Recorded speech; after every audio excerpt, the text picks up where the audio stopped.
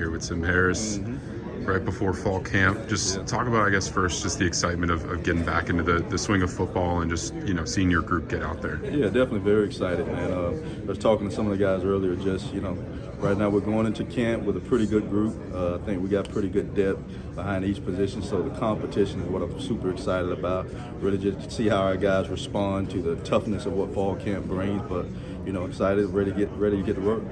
Obviously got, some kind of idea of how these guys are preparing for fall camp through summer workouts. Just who stood out, who's some of the guys that maybe surprised you with their efforts this summer?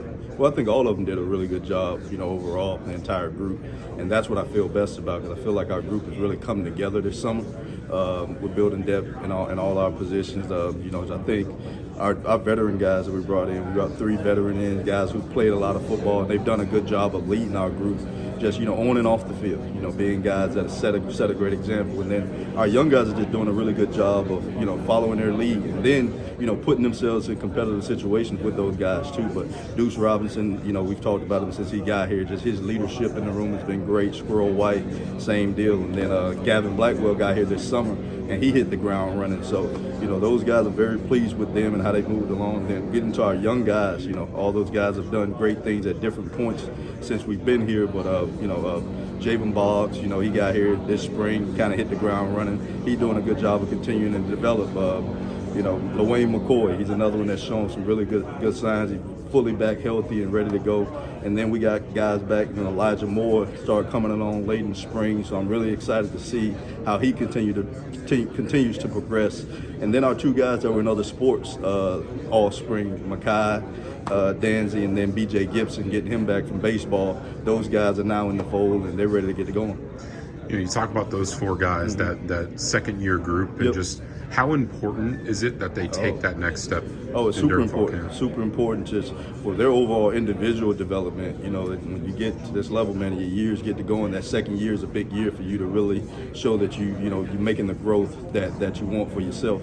And then, but I just think overall for all of them to take that next step, getting our offense to the point that we want to be in by the time we get to play somebody else. So super important for all of them. They all understand, the urgency that they have to operate with this training camp, and I'm excited to watch how they respond to it. Obviously, you can't talk specifically about recruits in the 2026 cycle, but just generally, I guess, what have you thought about how that cycle's gone for, your position group and just you guys in general? Yeah, I thought, just from a receiver standpoint, I thought we've done a good job overall as a staff of evaluating, and not only evaluating the football side of things, but just the mindset and the makeup of guys. Because at this level, man, you just want to make sure that you're matching the talent with guys that have the right mental makeup, that are going to push themselves to be as good as they can be when you get them. And I think we've done a great job of that, not only with the receivers, but with our overall class. So you're seeing it all come together. Do you have any goals for your position group through fall camp, things you're specifically looking for them to accomplish? Yeah, first of all, just for us to show that we're getting better every single day. And,